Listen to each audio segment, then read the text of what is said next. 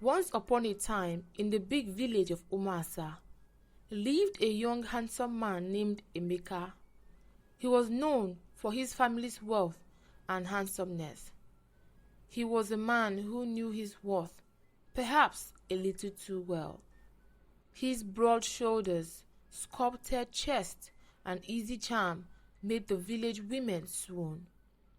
They giggled and whispered as he passed, hoping to catch a glimpse of his perfect smile. Emeka basked in their attention, using it like a fisherman uses his bait. He whispered sweet nothings, flashed his dazzling smile, and soon another woman would be under his spell. Emeka, you are like a lion, so strong, a young woman named Amaka said, giggling. Touching his biceps, her eyes shone with a kind of adoration he had grown accustomed to. Only a bit, he replied, a smirk playing on his lips. But for you, Amaka, I might become a beast, he said, maintaining eye contact with her. He kept such interactions light, charming, but the truth was he saw the women of Umasa as conquest, notches to his belt. And the women sadly fell into his game because of his charm. What are you doing with my man? A sharp voice came from behind them. With the voice alone, she knew who it was. Amaka turned and looked at her with scorn in her eyes. Then she turned towards Emeka with seductive eyes while licking her lips. If you need me, you know where to find me, handsome, she said as she walked away. Emeka, what was that about? Adora asked angrily. What do you mean? It's not my fault that they are attracted to me, he replied, smiling. We broke up just yesterday and you're already looking for another woman. Instead of you to come and apologize for what you did, she said, tapping her feet on the ground. See, Adora, I don't beg for women. They beg and come for me. So you see, if you are no longer interested in me, then I have no problem with that, he replied. Emeka, it's not fair the way you treat me, Adora said, walking into his arms. I forgive you, but please don't do that again. I am your girlfriend and I should be enough for you.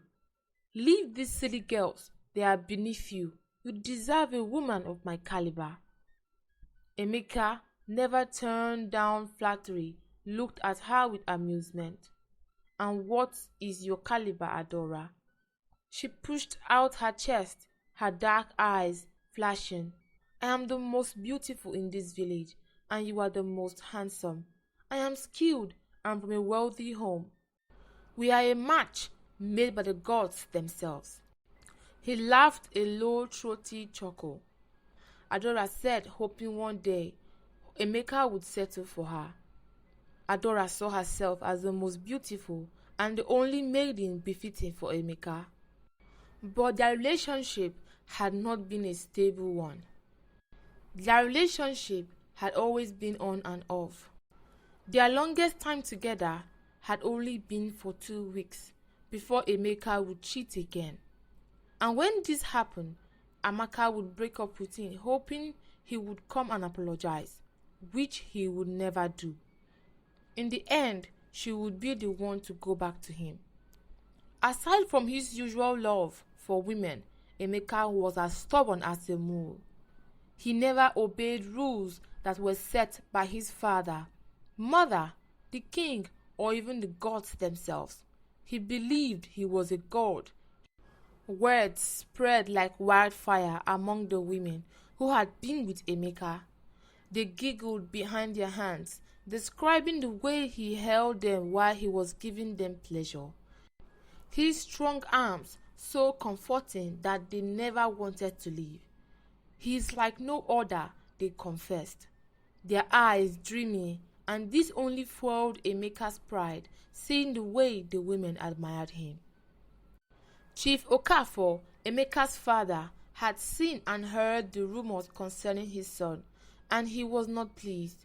To make amends, he decided to find a woman for him.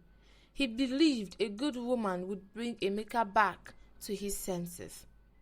He chose Amara, a beautiful, well-mannered young woman. He had studied her and found out that she was different from the other maidens he knew. So he called his son one evening for them to talk. He told him that he had already married a woman for him who would be coming in a few days. But Emeka simply said that he was in no mood to be tied down to one woman. "I just want to enjoy my life the way I please," he said. "What do you mean by that? So you frolicking with different women in this village is what you see as enjoyment?" his father asked angrily. "Yes, father. And these women come to me on their own accord. They love my big weapon," he said with a smirk. "I pity you, Emeka. Until you impregnate one of these women, then you will have no choice but to marry her. Then she might not even be your first choice," the chief said. "Don't worry about me, father. I can take care of myself," he smiled as he walked away. While the chief held his head in his hands as he took a deep breath. Emeka knew his father would do as he had said, and this deeply worried him. He didn't even know the woman who was going to be his wife. Adora overheard the news from the shadows, felt a fiery rage burn within her. How could Emeka be promised to another? She had given herself to him, body and soul, and now he was to be stolen away. She swore never to let that happen. One day, Emeka came to Adora for them to go and swim in the river that snaked through the village edge, a place whispered to be sacred. The villagers believed it was the domain of the mermaid goddess Miri, and any act of disrespect, especially intimacy, in these waters was forbidden. One of the reasons Emeka did not mind taking Amaka back was that she was always interested in exploring his fantasies with him. They had been intimate in different places that were said to be wrong, in the farm, bushes, caves, and more, which many of the village maidens had objected to. As they walked towards the path, Adora immediately knew what he was up to. "Don't be ridiculous," Adora said. "The elders had warned. We are not supposed to swim in that river. It is a sacred place of the goddess. There is no such thing as a water goddess. They are just silly stories," he said, pulling her towards him. The heat of the day pressed down on them as they walked along the path, their necks slick with heat, as Emeka caressed her body with his hands while Amaka held onto Emeka. They pushed further into a lush vegetation, stopping at a secluded bend. "It's beautiful here," Adora sighed, her eyes sparkling in anticipation. "Yes, it is, but I want to swim in the river," he replied, pulling her towards it. They began to swim, and soon Emeka's hands were all over Adora. She tried to resist, but not for long. Aroused from the way Emeka was touching her, she agreed. She leaned closer, her lips seeking his. The warmth of their bodies mingled as they embraced, and soon their passion consumed them, and they forgot their surrounding. This time, they didn't care if they had an audience. In their arrogant self-absorption, they allowed their lust to blind them. As they finished, Emeka, in his carelessness, released his sperm into the river's flowing water. He didn't see the sudden ripple that formed in the deep dark water, nor did he hear the faint hum that seemed to vibrate beneath the surface. Neither did Adora, who was still lost at the moment.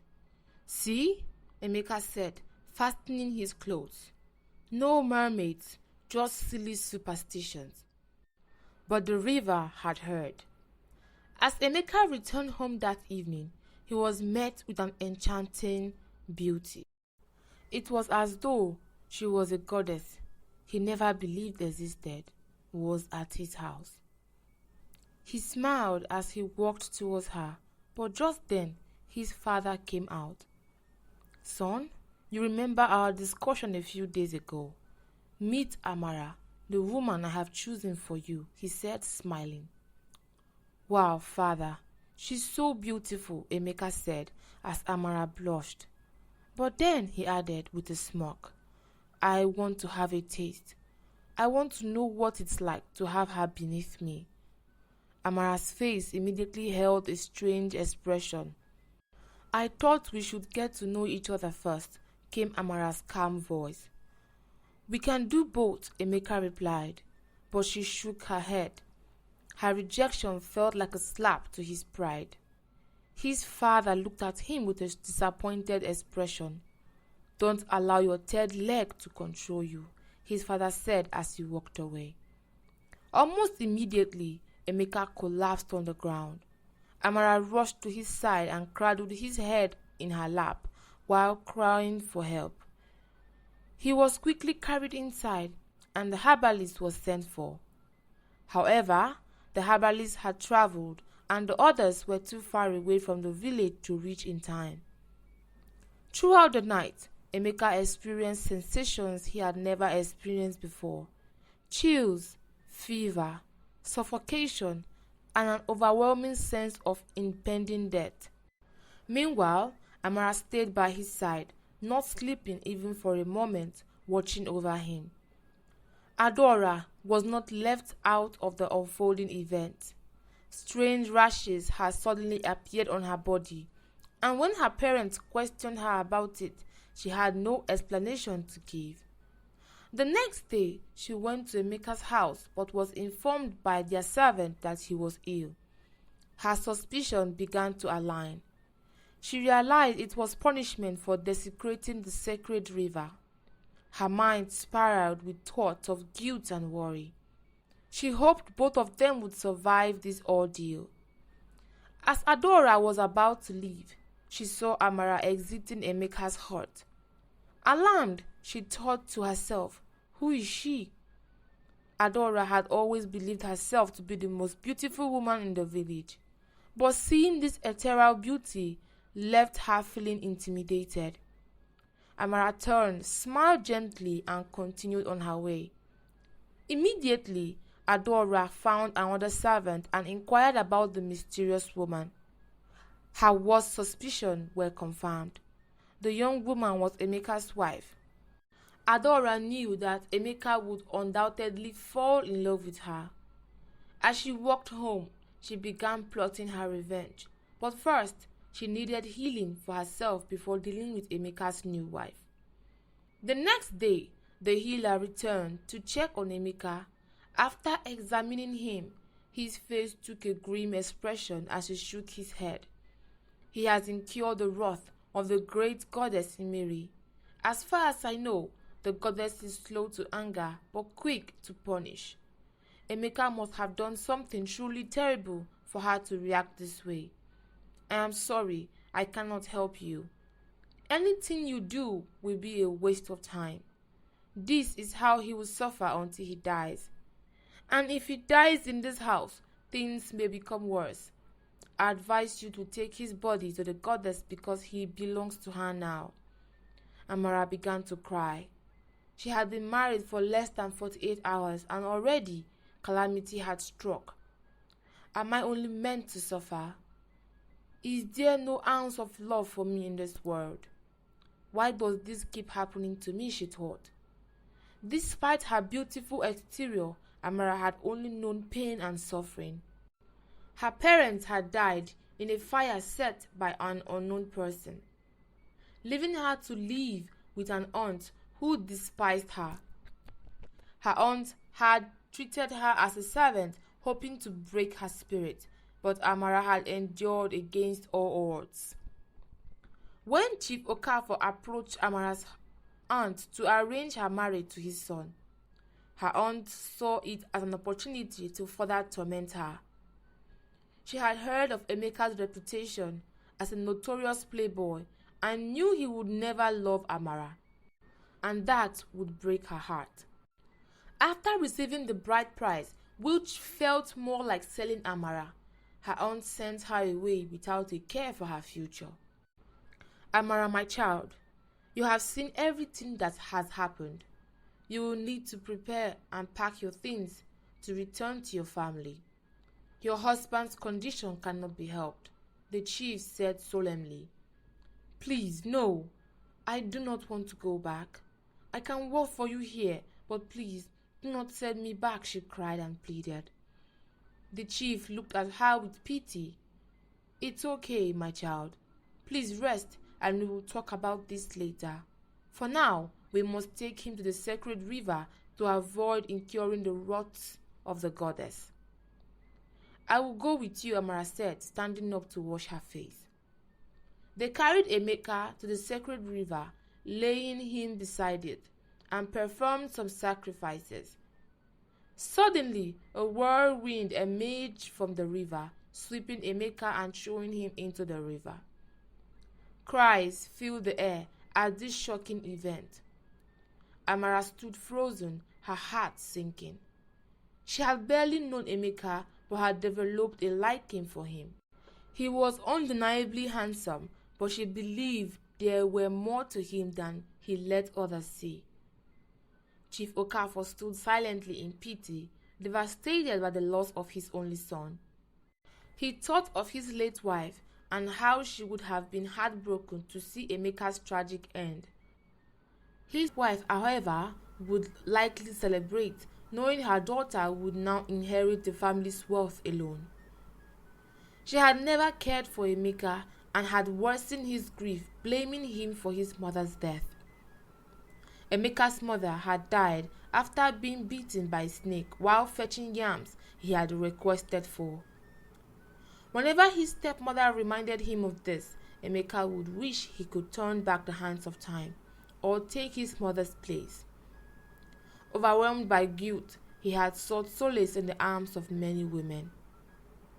Meanwhile, Adora was heartbroken by Emeka's shameful death, blaming herself partially for his tragedy. She found a healer who eventually cleared her rashes with herbal concoction. Amara cried day and night over the unfairness of life. She often dreamt of Emeka being chased by wild creatures, waking up confused. In the water realm, Emeka was caged by the goddess who had turned his seeds he released into the water into monstrous creatures to torment him. After weeks of having the same dream, Amara began visiting the river daily, praying and pleading with the goddess. Please, great goddess of life, peace, love and happiness. If Emeka is still alive, bring him back to me, and I promise to appease you on his behalf. I promise to help him change and become a good man. One day, during her prayers, the goddess, moved by Amara's sincerity and tears, decided to pardon Emeka. Suddenly, he appeared at the river shore. Amara ran to him and hugged him tightly, and he hugged her back just as fervently. Thank you for watching, and I hope you enjoy. Please don't forget to like, comment and share. See you in the next one. Bye.